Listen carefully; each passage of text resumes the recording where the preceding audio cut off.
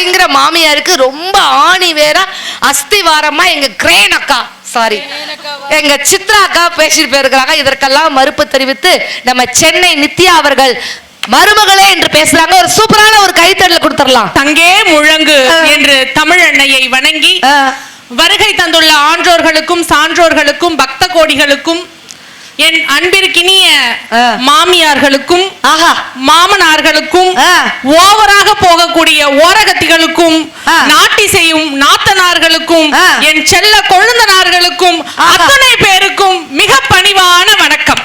ஒரு நிமிஷத்துல தாமரங்கட்டைய ஊர்க்காரங்க சொக்காரங்க சொந்தக்காரங்க மாதிரி ஆக்கிட்டியம்மா. ஆனா முன்னாடி நின்னு பேசவே பயமா இருக்குங்க. ஏம்மா? நான் மருமகன் பேசுறதுனால எதிரில இருக்கிற மாமியார்லாம் என்ன அப்படியே எரிக்கிற மாதிரி பாக்குறேன். பேசிதான் பாரு. ஆனா இங்க இருக்கிற மாமியார்களுக்கு என்னுடைய கைண்ட் ரெக்வெஸ்ட். என்ன கைண்ட் ரெக்வெஸ்ட் விளக்கத்தை சொல்லு மாமியாருக்கு. இப்போ இருக்க மாமியார் அப்டேட் ஆயிட்டாங்க. என்னுடைய தாழ்ந்த பணிவான வேண்டுகோள் என்னன்னா, இங்க இருக்கக்கூடிய மாமியார்கள் எல்லாருமே முதல்ல மருமகள், அதற்கு பின் தான் நீங்க மாமியார். பிடிச்சிச்சு பாருங்க பிள்ளை. உங்க மாமியார் செஞ்ச கொடுமை எல்லாம் கொஞ்சம் ரிவைண்ட் பண்ணி பாருங்க. அப்பதான் மாமியார்கள் நமக்கு என்னென்ன பண்ணாங்கன்னு தெரியுங்க.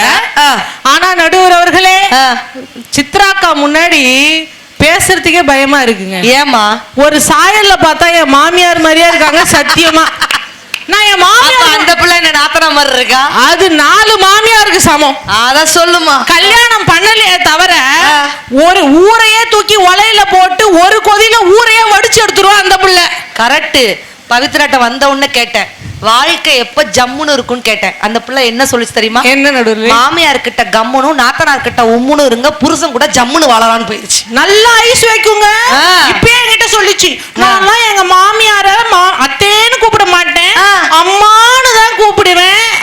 கல்யாணத்துக்கு முன்னாடி அம்மா, கல்யாணத்துக்கு அப்புறம் தான் தெரியும் அவங்க அம்மாவா இல்ல சும்மாவான்னு. ஓ.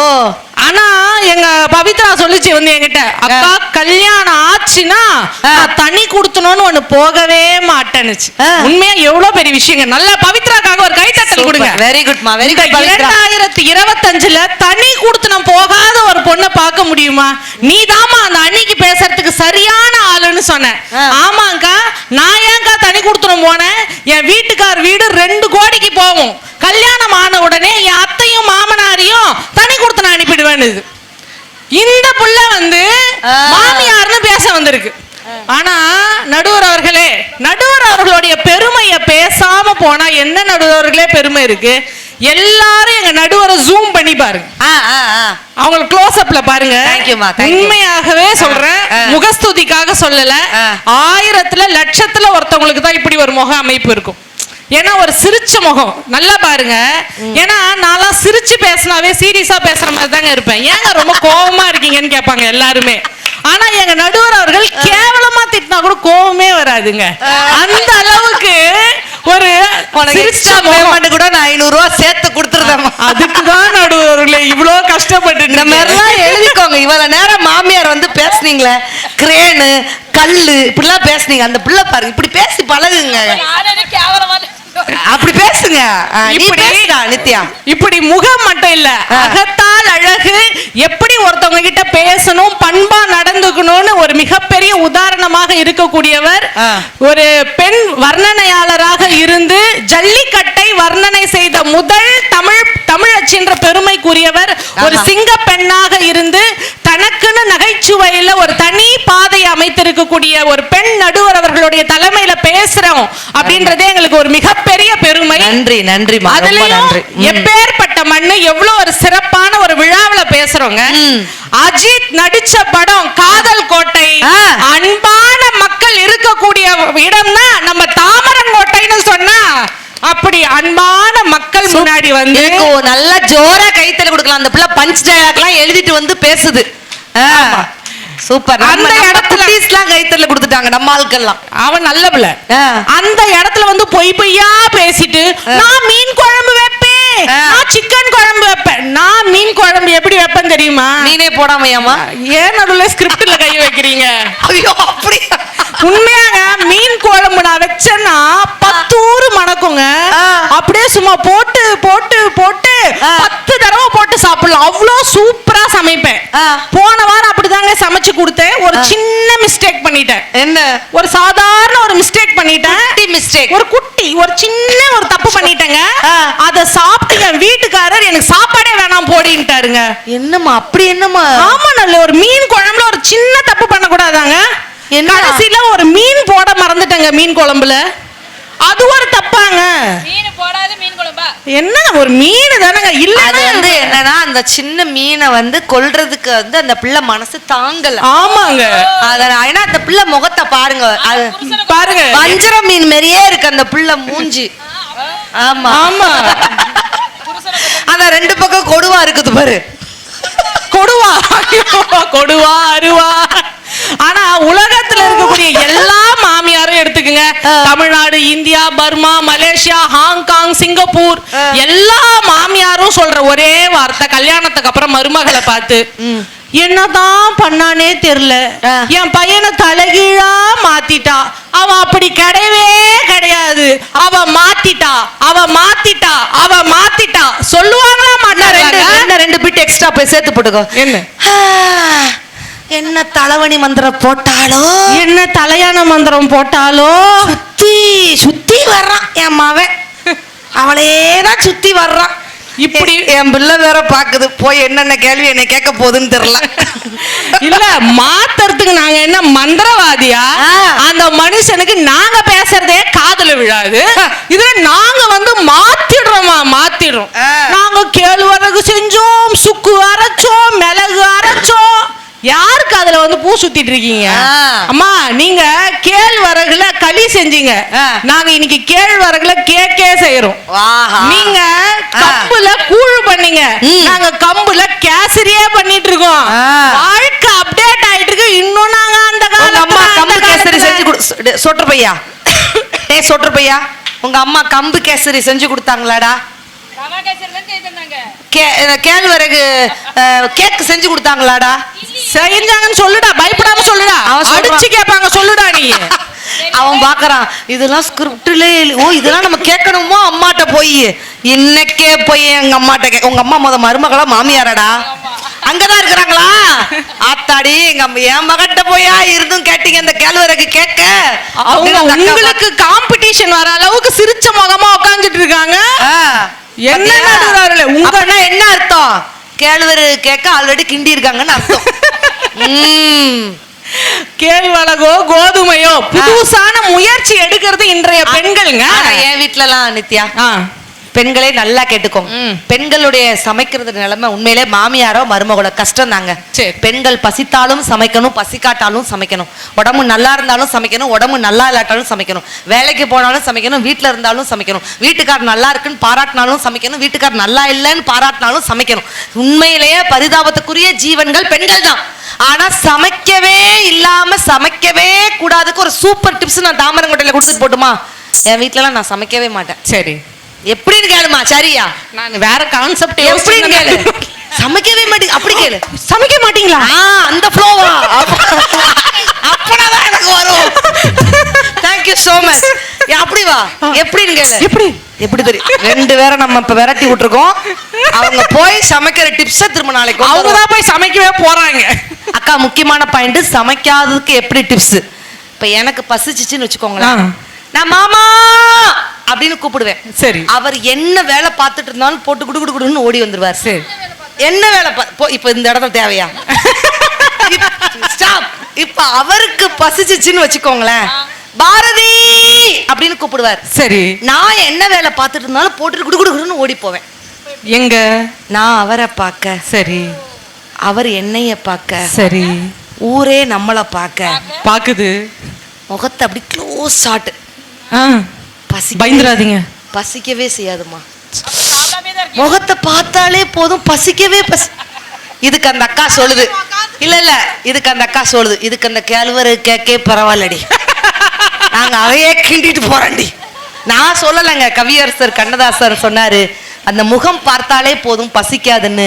பாலோடு பழம் யாவும் உனக்காக வேண்டும், உனக்காக வேண்டும்.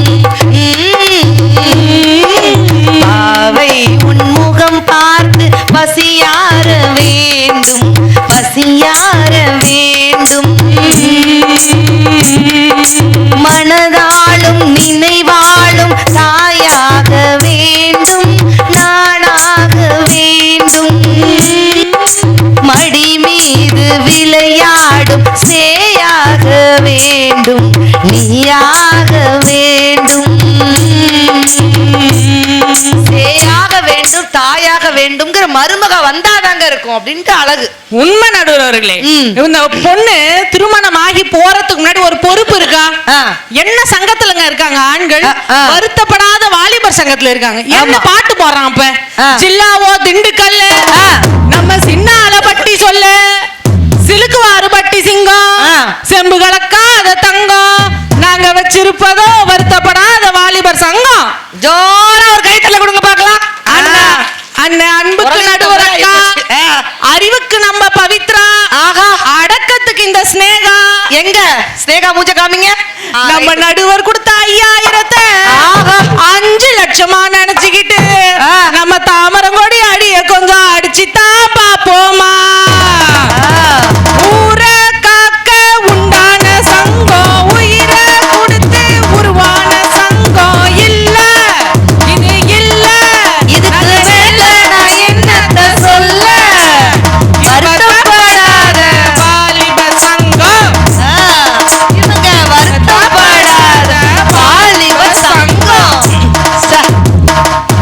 இப்படி பொறுப்பே இல்லாத ஒரு ஆணோடைய வாழ்க்கையில ஒளி தீபமா வர்றதே மனைவி, மருமகள்ங்க. நான் கேக்குறேன், எதுக்குங்க நீங்க கல்யாணம் பண்ணி வைக்கிறீங்க உங்க பையனுக்கு? எதுக்கு? எப்ப தெரியுமா கல்யாணம் பண்ணலானே முடிவு பண்றாங்க? இவன் ஒண்ணும் நம்ம பேச்ச கேக்குற மாதிரி தெரியல. இவன் வாழ்க்கையில உருப்படுறதுக்கு வழியே கிடையாது. அதனால இவனுக்கு ஒரு கால் கட்டு போட்டா வந்து கேக்குறவ கேக்குற விதத்துல கேட்டாதான் இவன் உருப்படுவான்னு ஒரு ரிப்பேர் ஆன பீஸ் தாங்க எங்க தலையில கட்டி வைக்கிறாங்க. ரிப்பேர் ஆன பீஸ்? ஆமாங்க. நாங்களும் அதுக்கு பட்டி டிங்கரிங்லாம் போட்டு பாலிஷ் போட்டு அந்த மிஷினையே மனுஷனா மாத்துறத மருமகளாகிய நாங்க தான். அப்ப அந்த கிரேனை ரிப்பேர் பார்த்தது யாரு? எங்க சித்ராக்கா. ஆமா. கல்யாணத்துக்கு முன்னாடி என்ன சொல்லுவாங்க உங்க பையனை? வெட்டி பையன், உருப்படாதவன், கால் காசுக்கு பெறாதவன், தண்டசோறு தண்டசோறு தருதல எவ்வளவு சொல்றாங்க.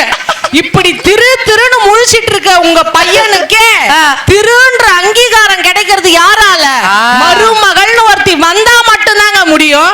நாங்கள் பிள்ளைகளை பாசமா வளர்க்கிறோம், நேசமா வளர்க்கிறோம், இவ மதிக்க மாட்டான். எத்தனை வருஷம் பிள்ளைக்கு 10-15 வயசு வரைக்கும் தாங்க அவனுக்கு வேலைக்கு சோறு. 25 வயசுக்கு மேல அவனுக்கு வேலைக்கு போனாதான் சோறு, இல்லன்னா அவன் பேரு தண்டா சோறு. ஆனா கட்டின மனைவி ஏதோ ஒரு கஷ்டத்துல புருஷன் வேலை இல்லாம இருக்கிறான், ஒரு பிசினஸ்ல லாஸ் ஆயிடுச்சுன்னா கவலைப்படாதீங்க, எதுக்கும் கவலைப்படாதீங்க, நான் இருக்கிறேன்னு போட்டு வந்த மொத்த நகையும் விட்டு கட்டுற தாலில இருந்து மூக்குத்தி வரைய வச்சு புருஷனுக்கு துணையா நிக்கிறா பாருங்க, அவதாங்க மனைவி, மருமகள். அருமை அருமை. இதற்கெல்லாம் பெண்கள் நல்ல கைத்தள்ள கொடுக்கலாம். உண்மையிலே பெண்கள் ஒரு ஆணுக்கு சப்போர்ட்டா இருக்கிறோமா இல்லையா? நம்ம இந்த இடத்துல கேட்கலாம். அக்கா, திருமணமான பெண்கள் மட்டும் கை தூங்குங்கக்கா, கல்யாணமான பெண்கள் மட்டும் கை தூங்க பார்க்கலாம். கல்யாணமான பெண்கள் கிட்ட ஒரே ஒரு கேள்வி கேட்கிறேன், மருமகளா மாமியாரா இந்த இடத்துல கேட்டுடலாம். திருமணமான பெண்கள் கிட்ட கல்யாணம் முடிஞ்சு இத்தனை வருஷத்துல இப்ப வரைக்கும், இந்த செகண்ட் வரைக்கும், இந்த நொடி வரைக்கும் டெய்லி நைட்டு தூங்கும்போது என் வீட்டுக்கார காலை பிடிச்சி நான் அமுக்கிட்டு தான் தூங்குவேன்னு சொல்லக்கூடிய பெண்கள் இருந்தா கை தூக்குங்க பார்க்கலாம். நம்ம சிலபஸ்ல இல்லக்கா அது. வீட்டுக்கார காலை அமுக்க மாட்டீங்களா? உலகத்துல அப்படி ஒரு ஆளே இல்லை. காலை அமுக்க மாட்டீங்களாக்கா? கேழ்வரகு கேக்கக்கா அமுக்க மாட்டீங்களா? அந்த பாட்டி பாக்குது, காலை அமுக்கவா? நான்லாம் கழுத்த அமுக்கலான்னு பிளான் போட்டுட்டு இருக்கேன்டி, கிழமை சிக்க மாட்டேங்கிறான். சிக்கிட்டா அப்படியா? அந்த பாட்டி எவ்வளவு அழகா கியூட்டா ரசிக்குது. உண்மையில அப்பல இருந்து அப்படிதான் ரசிக்குதா? ஆனா பெண்களே, நீங்க உண்மையிலே ஒரு விஷயத்த சொல்றேன், நீங்க மிகப்பெரிய கோடீஸ்வரி ஆகணும்னா இன்னைக்கே போங்க, உங்க வீட்டுக்கார காலை அமுக்குங்க, ஒரே நாள்ல கோடீஸ்வரி ஆயிருங்க. உண்மையிலே தயவு செய்து பேனா பேப்பர் இருந்தா எழுதுக்கோங்க. ஏன் தெரியுமா? ஆண்களுடைய அந்த கணுக்காலுக்கு கீழே சனி வாசம் செய்யும் பகுதி. பெண்களுடைய இந்த முழங்கைக்கு கீழே சுக்கிரன் வாசம் செய்யும் பகுதி. சுக்கிரனோட அழுத்தம் சனியில் படும் பொழுது அந்த வீட்டுல செல்வ கடாட்சம் பெருகும். அதனாலதான் திருமாலோட கால்களை லட்சுமி தேவி அமுக்குனதாக வரலாறே இருக்குன்னா, நீங்க மிகப்பெரிய கோடீஸ்வரி ஆகணும்னா பெண்களே இன்னைக்கே போங்க, உங்க வீட்டுக்கார கால அக்கா இந்த எஞ்சிட்டாங்க, வீட்டுக்கார கால அமுக்குறது பச்சைக்கு நம்ம முதல்ல கோடீஸ்வரி ஆயிருண்டி. எவ்வளவு தாமரங்கோட்டையில ஆயிடக்கூடாது. கிளம்பும். அது மாமியாரா மருமகளான்னு தான் தெரியல. மாமியாரா அவங்க ஒரு காலத்துல மருமகள். இப்ப கூட பாருங்க, சொன்ன பாயிண்ட டக்குன்னு கேப்சர் ஆகி பிடிச்சு போறது யாரு? மாமியாரு. மருமக பூரா டம்மி பீஸா கேழ்வரு கேட்கலாம் அங்க சாஞ்சி போய் கிடக்குது. ரசிக்கிறாங்க என்னத்த கல்யாணம் ஆகி போகும்போது நீங்க அந்த பாட்டி. அது மட்டும் இல்ல, கூட 4 பேர் வாடி காலமுக்கு போலாண்டி. இவ கிடக்குறா பட்டிமன்றம் கிடக்கட்டும், நம்ம புருஷனுக்கு ஆளாமுக்கிட்டு 1 லட்சம் ரூபா வாங்கிட்டு போக வேண்டிய. அப்படி வந்து பாத்தியா 1 கோடியா? அங்க பாரு என்ன பேசுது. 1 கோடி டி, 1 கோடி நீ பாத்த அப்படின்னு கீழே இருந்து அது வேற 2 பிட்டை எடுத்து விடுது.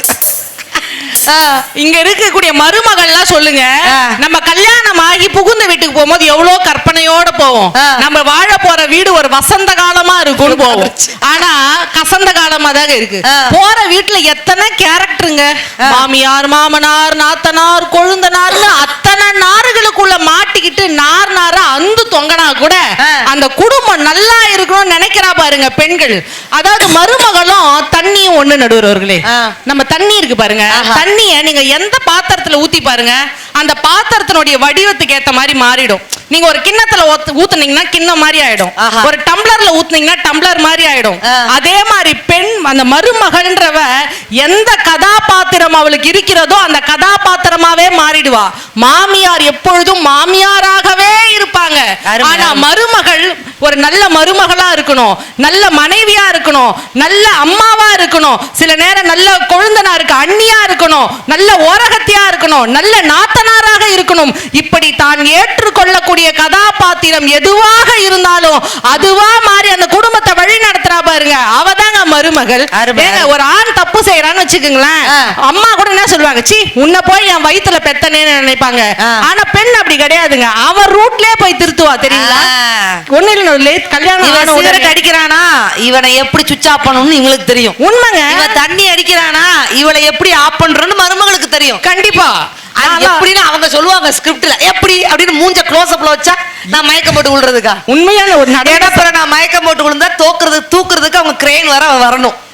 அது அங்க இருந்து வரணும், ஃபாரின்ல இருந்து. கல்யாணம் ஆன உடனே எனக்கு ஃபர்ஸ்ட் நைட் நடக்கும் இல்லையா, அந்த ஃபர்ஸ்ட் நைட்ல நடுவுறவர்களே நானும் என் வீட்டுக்காரரும் பேசிக்கிட்டோம். சரி. அப்ப என் வீட்டுக்காரர்கிட்ட நான் கேட்டேன், நான் என் அத்தை பையன் முறை பையனையே கல்யாணம் பண்ணிக்கிட்டேன். சரி. கல்யாணத்துக்கு அப்புறம் தான் தெரிஞ்சது முறைக்கிற பையன்.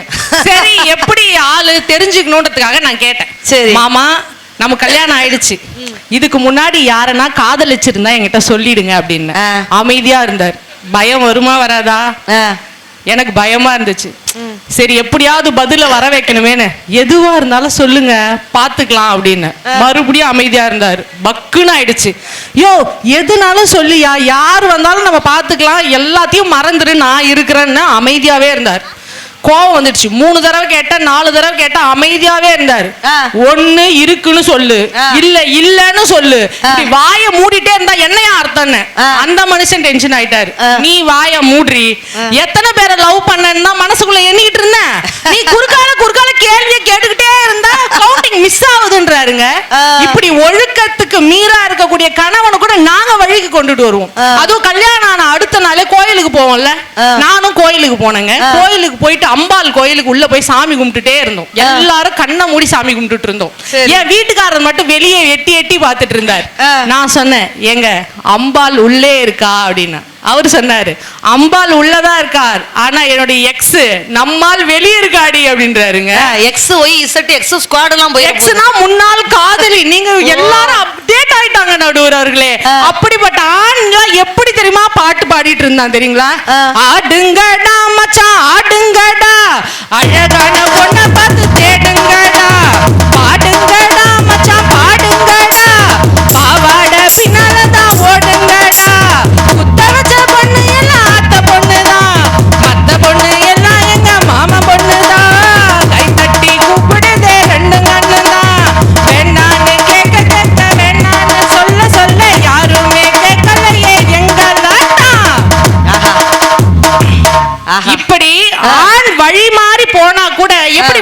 கொண்டுட்டு வரணும். ஏன் தெரியுமா சொன்னேன்? விரலுக்கு ஏத்த வீக்கம்னு ஒரு படம் நடிக்கிறேன். இங்க இருக்கக்கூடிய எல்லாருமே பார்த்திருப்பாங்க. அது ஒரு நகைச்சுவை. வடிவேலும் கோவை சரளாவும் பேசிப்பாங்க. 2-1 7 அப்படின்னு வாரு குடிச்சிட்டு வடிவேலு. உடனே கோவை சரளா 3ங்க அப்படின்வாங்க. 3 இல்ல 4 அப்படின்வாரு. அது எப்படிங்க 2-1 3 தானே? அது பள்ளிக்கூடத்து கணக்கு, இது புருஷன் கணக்கு. இப்ப சொல்லு 2-1 எவ்வளோ? 4. இது அப்படியே ஃபாலோ பண்ணினா ஏன் பொண்டாட்டியும் பத்தினின்னு பீச் ஓரமா உனக்கு சிலை வைப்பேன். இல்லனா கண்ணம்மா பேட்டை தான். கண்ணகி சிலையா இல்ல கண்ணம்மா பேட்டையான்னு வாரு. 2-1 3 கணக்கு எல்லா மனைவிகளுக்கும் தெரியும். ஆனா ஏங்க 4ன்னு சொல்றோம்? அவனுக்கு போற போக்குல போய் எந்த நேரத்துல எப்படி சொல்லணும்ன்ற அந்த பகுத்தறிவும் புரிதலும் மனைவிக்கு தாங்க இருக்கும். குடிச்சிட்டு இருக்கிறவனுக்கு ஒரு நாள் ராத்திரி முழுக்க சொன்னா அவனுக்கு 3ன்னு தெரியுமா 30ன்னு தெரியுமா? ஆனா அம்மா என்ன சொல்லுவாங்க? நான் 3 பெத்த 3ல 3வது உருப்படாமலே போயிடுச்சு, என் 2 மாதிரி வரமாட்டேன்னு ஒப்பிட்டு பேசுவாங்க. ஆனா உயிரே போனா கூட பெத்த தாய் கிட்ட கூட புருஷனை விட்டு கொடுக்க மாட்டாங்க மனைவி. அருமை அருமை அருமை. மனைவினாலே இறுதியா இந்த செய்தியை சொல்லி நிறைவு பண்ற நடுவர் அவர்களே, மனைவினாலே புருஷனுடைய காசுக்கு ஆசைப்படுறாங்க, அவனுடைய சொத்துக்கு ஆசைப்படுறாங்க, பொறுப்பில்லாம நடந்துக்கிறாங்க. அம்மா தான் பொறுப்பா வந்து சொத்தை சேகரிக்கிறாங்கன்னு நினைக்கிறாங்க. உண்மை என்ன தெரியுங்களா? ஒரு பெண்ணுக்கு மிகப்பெரிய வலி எது தெரியுங்களா? தான் கணவனோடு சேர்ந்து வாழ முடியாத அந்த ஒரு வாழ்க்கை இருக்கு பாருங்க. அதை விட ஒரு வாழ்க்கையில ஒரு கொடுமை இருக்க முடியுமாங்க? அப்படி வெளிநாட்டுல ஒரு புருஷன் வேலை செஞ்சு லட்சமா அனுப்பிட்டு இருக்கான். அப்படிப்பட்ட கணவனை நினைச்சு ஒரு மனைவி கடிதம் எழுதுறாங்க.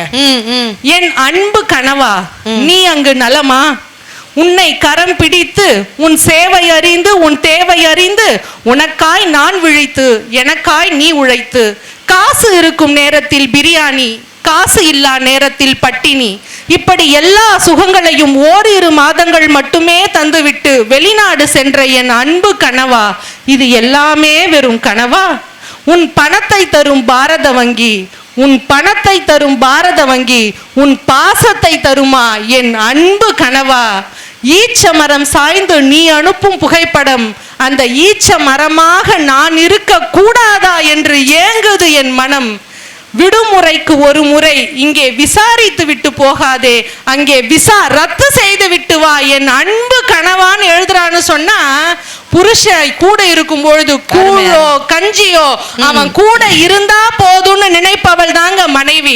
அப்படிப்பட்ட மருமகள் வீட்டில் இருக்கும் பொழுதுதான் ஒரு குடும்பம் கோவிலாக மாறுகிறது என்று சொல்லி, ஆழம் விழுதுகள் போல் உறவுகள் 1000 இருந்தும் என்ன, பேருக்கு பிள்ளை உண்டு, பேசும் பேச்சுக்கு சொந்தம் உண்டு, என் தேவையை யார் அறிவாள், உன்னை போல் தெய்வம் ஒன்றே அறியும் என்று சொன்னால், கணவனுக்கு மனைவியாக மட்டும் இல்லாமல் முதியவராக இருக்கக்கூடிய தன்னுடைய மாமனார் மாமியாருக்கும் நல்ல மகளாக இருந்து ஒரு குடும்பத்திற்கு இனிமை சேர்ப்பவள் மருமகளே என்று கூறி அற்புதமான வாய்ப்பளித்த அத்தனை நல்ல உள்ளங்களுக்கும் நன்றி பாராட்டி இடம் சார்கிறேன். நன்றி, வணக்கம். பெரிய கைத்தட்டல் கொடுத்துடலாம் நித்யா அவர்களுக்கு. அழகான ஒரு விஷயம், ஒரு பாயிண்ட் சொல்லுவாங்க நித்யா பேசும்போது, எனக்கு அது பிடிபட்டுச்சு. தாயின் அருமை மனைவியின் வருகை அப்போ புரியுமா? தாயின் அருமை மனைவியின் வருகை அப்போ புரியும். மனைவியின் அருமை எப்போ தெரியும் தெரியுமா? நோயின் வருகை அப்போ மனைவியின் அருமை புரியும் அப்படின்ட்டு சொல்லுவாங்க. அப்படிப்பட்ட மனைவியோட அருமை, குடிகார புருஷனா இருக்கலாம், எப்படி கெட்ட பழக்கங்களா இருந்தாலும் அதை மாற்றக்கூடிய சக்தி யாருக்கு இருக்கு? மனைவிக்கு தான் இருக்கு. உண்மையிலே இங்க இருக்கக்கூடிய ஆண்கள் கிட்ட நான் ஒரே ஒரு கேள்வி கேட்கிறேன். சத்தியமா இங்க இருக்கக்கூடிய ஆண்களுக்கு ஒரு சிறப்பம்சம் இருக்கு, இங்க இருக்க யாருக்குமே தெரியல. இந்த ஊர்ல இருக்கக்கூடிய தாமரங்கோட்டையில இருக்கக்கூடிய ஆண்கள் என்ன சாதாரண ஆண்களா? சத்தியமா சொல்றேன், டாஸ்மார்க்னா என்னன்னே தெரியாது, அந்த வாடையே தெரியாத ஆண் சிங்கங்கள் மத்தியில தான் நம்ம பேசிட்டு இருக்கிறோம். அப்படிதானே? பொய்யா? குடிக்கவே மாட்டாங்கல்ல. அதே போல இந்த ஊர் தாமரங்கோட்டை பெண்கள் என்ன சாதாரண பெண்களா? மாமியா மருமக சண்டையே கிடையாது அந்த ஊர்ல. அந்த அக்கா சேலை முந்தானை எடுத்து இப்படி வச்சுக்கிடுச்சு அப்படின்னா என்ன அர்த்தம்? ஒட்டுமொத்த பொய் உன்னை புளிவி விட்டுருக்கோன்னு அர்த்தம். இதான் மாமியா இல்லையே. மாமியாரே ஒரு கேள்வி கேட்கிறேன். நித்யா பேசினதுல அதுல கொரோனா தடுப்பூசி யாரெல்லாம் போட்டீங்க? எல்லாரும் போட்டீங்கல்ல. அமெரிக்காக்காரன் போட்டான், ஜப்பான்காரன் போட்டான், சைனாக்காரன் போட்டான், நம்மால் போட்டான். அமெரிக்காக்காரன் கொரோனா தடுப்பூசி போட்டான், அடுத்த செகண்ட் டாக்டரை பார்த்து கேட்டான், எத்தனை நாள் ரெஸ்ட் எடுக்கணும் டாக்டர்? ஜப்பான்காரன் கொரோனா தடுப்பூசி போட்டு அடுத்த செகண்ட் டாக்டரை பார்த்து கேட்டான், வலிக்குமா டாக்டர்? நம்மாள் கொரோனா தடுப்பூசி போட்டு அடுத்த செகண்ட் டாக்டரை பார்த்து கேட்டான், நைட்டு சரக்கடிக்கலாமா டாக்டர்? அப்படின்னா என்ன அர்த்தம்? இந்த குடிகார புருஷனை திருத்தக்கூடிய வல்லமை யாருக்கு இருக்கு? மனைவிக்கு தானே இருக்குது. இந்த மாமியார் வந்து என்னென்ன சொல்றாங்க, இந்த நாக்கு இந்த தேல் கொடுக்கு மாதிரி குட்டிக்கிட்டே இருப்பாங்க தெரியுமா? இந்த சாடை பேசுறது யாரு? மாமியார் தானே. 1000 எறும்புல இருக்கக்கூடிய விஷம் ஒரு பூரான்ல இருக்குது. 1000 பூரான்ல இருக்கக்கூடிய ஒரு விஷம் ஒரு தேள்ல இருக்குது. 1000 தேள்ல இருக்கக்கூடிய ஒரு விஷம் ஒரு பாம்புல இருக்குது. 1000 பாம்புல இருக்கக்கூடிய ஒரு விஷம் ஒரு மனிதனின் நாக்குல இருக்கு அப்படின்ட்டு சொன்னாங்க. மாட்டுக்கு முட்டும் கொம்பு, தேளுக்கு கொட்டும் கொடுக்கு, புலிக்கு கிளிக்கும் கூர்நகம், பாம்புக்கு கொத்தும் நச்சுப்பல் படைத்த இறைவன் மனிதனுக்கு எதுவுமே படைக்கல.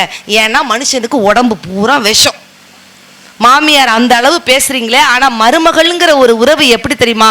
புருஷன் எப்படி குடிகார புருஷனா இருந்தாலும், குடிகாரங்கள்ல பல வகைகள் இருக்கு. உங்களுக்கு தெரியுமா? அதெல்லாம் உங்களுக்கு தெரியுமா? சத்தியமா நிறைய வகைகள் இருக்கு. உங்களுக்கு தெரியுமாக்கா? அதாவது குடிச்ச உடனே அப்படி ஸ்மூத்தா இருப்பாங்க, அவங்களால யாருக்கும் தொந்தரவு இருக்காது. அந்த அக்கா சொல்லுது, நம்மால தாண்டி பத்தியா டக்குனு எனக்கு இங்க இருந்து எல்லாம் மைண்ட் ரீடிங்ல கேப்சர் பண்ணுவேங்கா. அப்படி ஸ்மூத்தா அவங்க யாரு? மது அன்பர். புடிச்ச உடனே அப்படி பேப்பர் எடுத்து அப்படி கம்பர் மாதிரி உட்கார்ந்துருவாங்க. என்ன அர்த்தம்? மது கம்பர். குடிச்ச உடனே வாயோரம் லைட்டா ஒழுவ விடுவாங்க.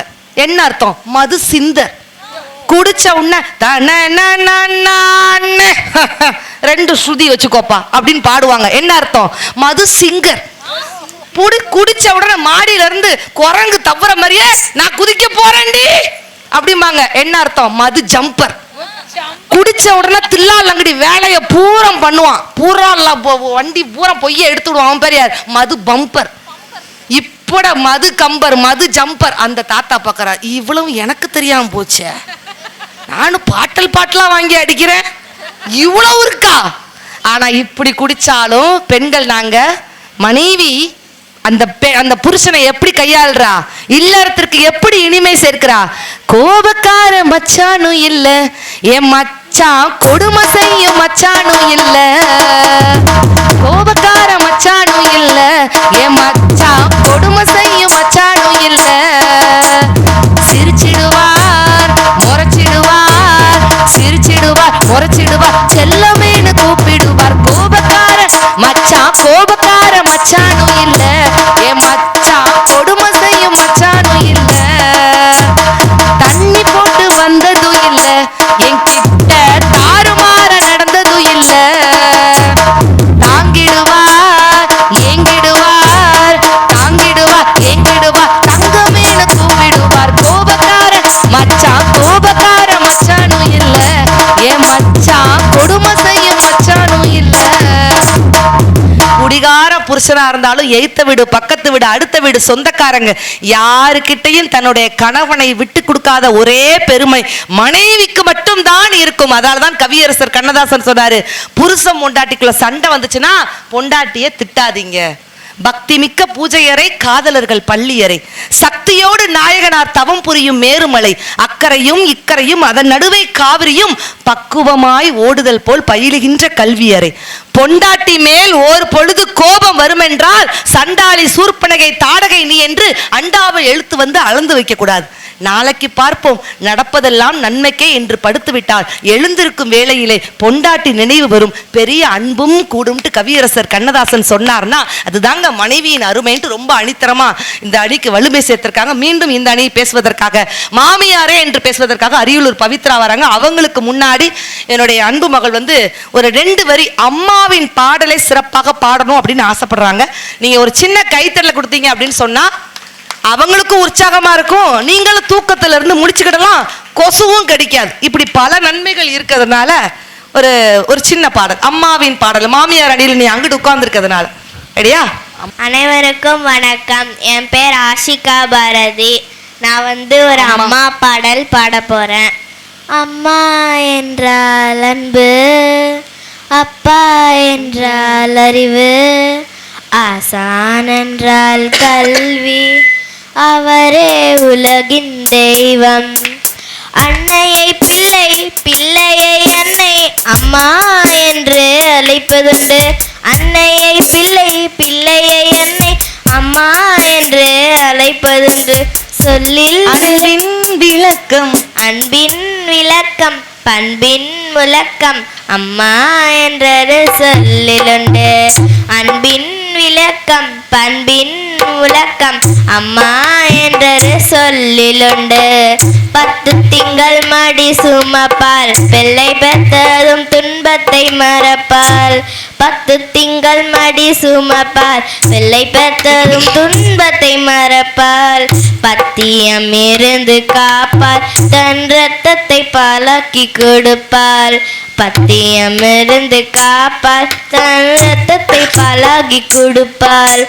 அம்மா என்றால் அன்பு, அப்பா என்றால் அறிவு, ஆசான் என்றால் கல்வி, அவரே உலகின் தெய்வம், அவரே உலகின் தெய்வம். நன்றி. அருமை அருமை அருமை. ஒரு ஆசை பாடணும்னு ஆசைப்பட்டா கார்ல வரும்போதே பொண்ணு கேட்கும் பொழுது இந்த படம் எத்தனை பேர் பார்த்துருக்கீங்க? கை தூக்குங்க பார்க்கலாம். இந்த படம் பார்த்துருக்கிறீங்களா? இந்த பாடலுக்குன்னு ஒரு சிறப்பு இருக்கு. புரட்சி தலைவி ஜெயலலிதா அம்மையார் அவர்கள் தன்னுடைய சொந்த குரலில் பாடின பாடல் தான் இந்த பாடல் அப்படின்ட்டு சொன்னா, உண்மையிலேயே என்ன படமா? அடிமை பெண் படத்துல உண்மையிலே அம்மாங்கிற ஒரு உறவு உள்ளே உயிர் வளர்த்து உதரத்தால் பால் கொடுத்து அள்ளியிடும் போதெல்லாம் அன்பையை சேர்த்தெடுத்து தொல்லை தனக்கென்றும் சுகமெல்லாம் பிறருக்கென்றும் சொல்லாமல் சொல்லும் தேவதையின் கோவில் அது. பண்பு தெரியாத மிருகம் பிறந்தாலும் பால் தரும் கருணை அது.